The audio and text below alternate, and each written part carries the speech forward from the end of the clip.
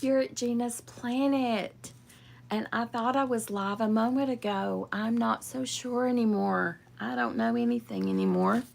So, we are going to do our reading for the night. We're going to read Charlotte's Web, Chapter 16, Off to the Fair.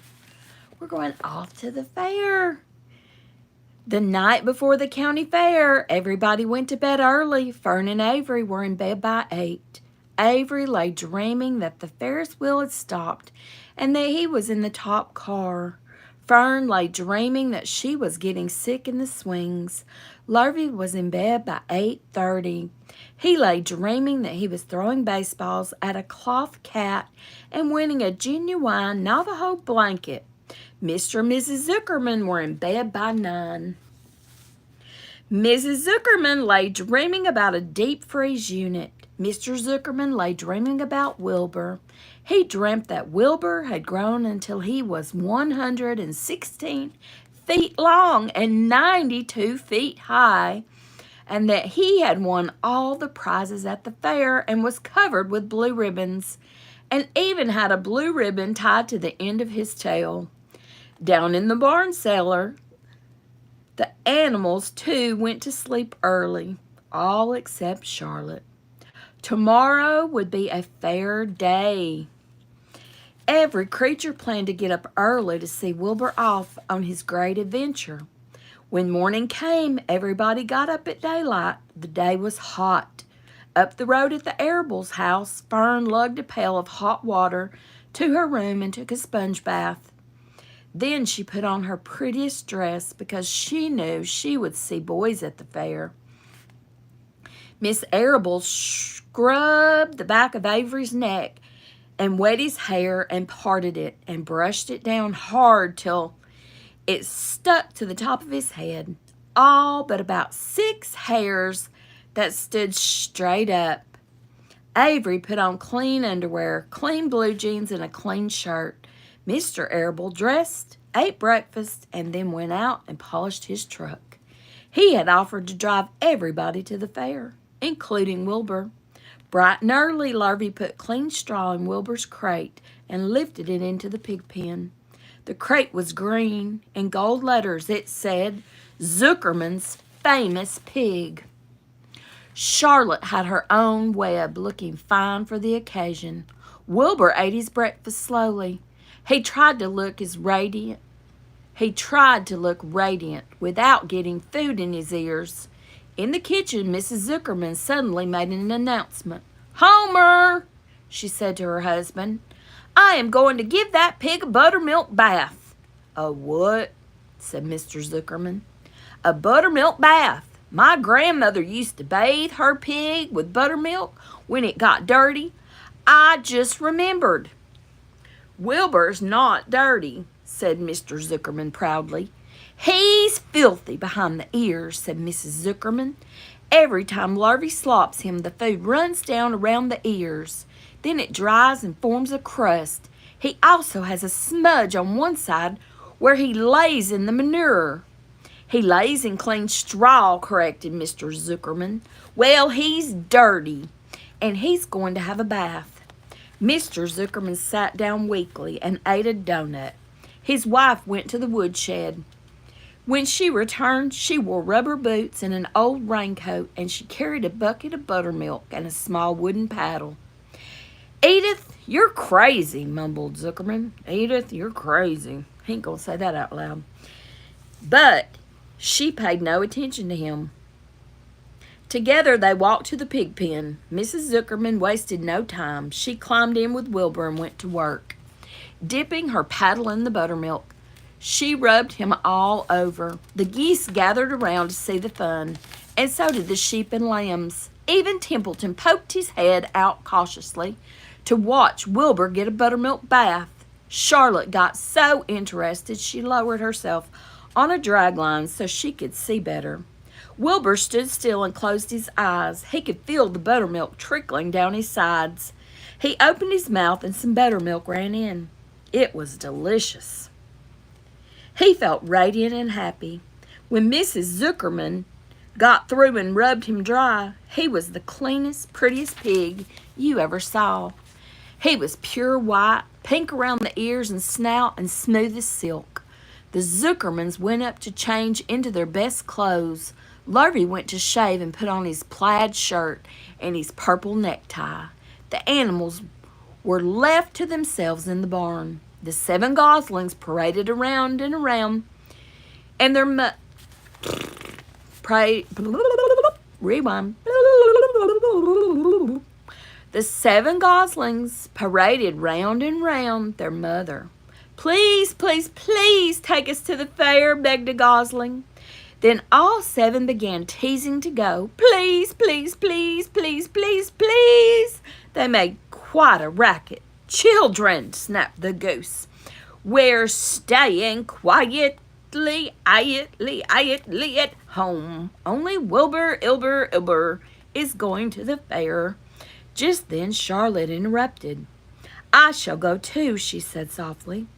I have decided to go with Wilbur. He may need me. We can't tell what may happen at the fairgrounds. Somebody's got to go along who knows how to write, and I think Templeton better come too. I might need somebody to run errands and do general work. I'm staying right here, grumbled the rat. I haven't the slightest interest in fairs. That's because you've never been to one, remarked the old sheep. A fair is a rat's paradise. Everybody spills food at the fair. A rat can creep out late at night and have a feast.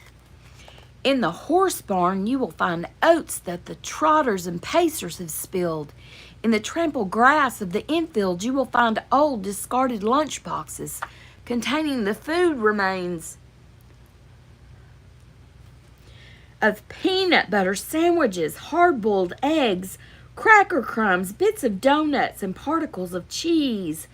In the hard-packed dirt of the midway, after the glaring lights are out and the people have gone home to bed, you will find a veritable treasure of popcorn fragments, frozen custard dribblings, candied apples abandoned by tired children, sugar fluff crystals, salted almonds, popsicles, partially gnawed ice cream cones, and the wooden sticks of lollipops.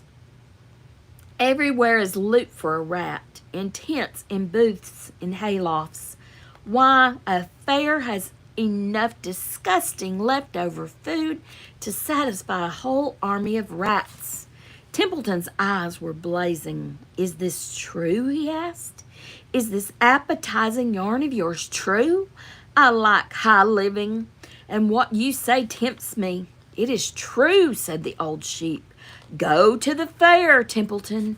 You will find that the conditions at the fair will surpass your wildest dreams. Buckets with sour mash sticking to them, tin cans containing particles of tuna fish, greasy paper bags stuffed with rotten. That's enough, cried Templeton. Don't tell me any more. I'm going. Good, said Charlotte, winking at the old sheep. Now then, there is no time to be lost. Wilbur will soon be put into the crate. Templeton and I must get to the crate right now and hide ourselves. The rat didn't waste a minute. He scampered over to the crate, crawled between the slats, and pulled straw over him so he was hidden from sight. All right, said Charlotte, I'm next. She sailed into the air, let out a dragline, and dropped gently to the ground. Then she climbed the side of the crate and hid herself inside a knothole in the top board. The old sheep nodded. What a cargo, she said. That sign ought to say Zuckerman's Famous Pig and 2 stowaways. Look out, the people are coming, shouted the gander. Chase it, chase it, chase it. The big truck with Mr. Arable at the wheel backed slowly down toward the barnyard. Lurvy and Mr. Zuckerman walked alongside. Fern and Avery were standing in the body of the truck, hanging on to the sideboards. Listen to me, whispered the old sheep to Wilbur. When they open the crate and try to put you in, struggle. Don't go without a tussle. Pigs always resist when they are being loaded. If I struggle, I'll get dirty, said Wilbur. Never mind that. Do as I say. Struggle. If you were to walk into the crate without resisting, Zuckerman might think you were bewitched. He'd be scared to go to the fair. Templeton poked his head up through the straw. Struggle if you must, he said, but kindly remember that I'm hiding down here in the crate, and I don't want to be stepped on or kicked in the face or pummeled or crushed in any way or squashed or buffeted about or bruised or lacerated or scarred or biffed. Just watch what you're doing, Mr. Radiant, when they get shoving you in. Be quiet, Templeton, said the sheep. Pull in your head. They're coming. Look radiant, Wilbur. Lay low, Charlotte. Talk it up, geese. The truck backed slowly to the pig pen and stopped. Mr. Arable cut the motor, got out, walked around to the rear, and lowered the tailgate. The geese cheered. Mrs. Arable got out of the truck. Fern and Avery jumped to the ground. Mrs. Zuckerman came walking down from the house. Everybody lined up at the fence and stood for a moment admiring Wilbur and the beautiful green crate. Nobody realized that the crate already contained a rat and a spider. That's some pig, said Mrs. Arable. He's terrific, said Lurvy. He's very radiant, said Fern, remembering the day he was born. Well, said Mrs. Zuckerman, he's clean anyway. The buttermilk certainly helped. Mr. Arable studied Wilbur carefully. Yes, he's a wonderful pig, he said. It's hard to believe that he was the run of the litter. You'll get some extra good ham and bacon, Homer, when it comes time to kill that pig. Wilbur heard these words and his heart almost stopped. I think I'm going to faint, he whispered to the old sheep who was watching. Kneel down, whispered the old sheep. Let the blood rush to your head. Wilbur sank to his knees, all radiance gone. His eyes closed. Look, screamed Fern. He's fading away. Hey, watch me, yelled Avery, crawling on all fours into the crate. I'm a pig, I'm a pig. Avery's foot touched Templeton under the straw. What a mess, thought the rat. What fantastic creatures boys are. Why did I let myself in for this? The geese saw Avery in the crate and cheered. Avery, you get out of that crate this instant, commanded his mother. What do you think you are? I'm a pig, Avery, cried Avery, tossing handfuls of straw into the air. Oink, oink, oink. The truck is rolling away, Papa, said Fern. The truck, with no one at the wheel, had started to roll downhill. Mr. Arable dashed to the driver's seat and pulled on the emergency brake. The truck stopped. The geese cheered. Charlotte crouched and made herself as small as possible in the knothole so Avery wouldn't see her. Come out at once, cried Mrs. Arable. Avery crawled out of the crate on hands and knees, making faces at Wilbur. Wilbur fainted away. The pig is passed out, said Mrs. Zuckerman. Throw water on him. Throw buttermilk, suggested Avery. The geese cheered. Lurvy ran for a pail of water. Fern climbed into the pen and knelt by Wilbur's side.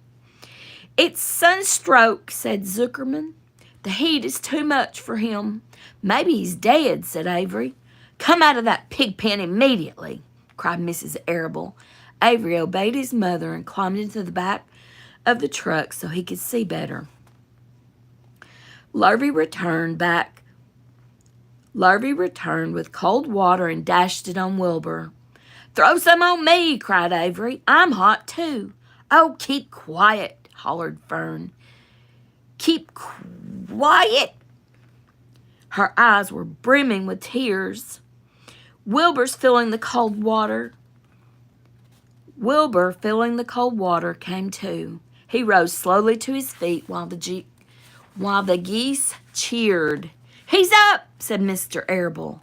I guess there's nothing wrong with him. I'm hungry, said Avery. I want a candied apple. Wilbur's all right now, said Fern. We can start. I want to take a ride in the Ferris wheel.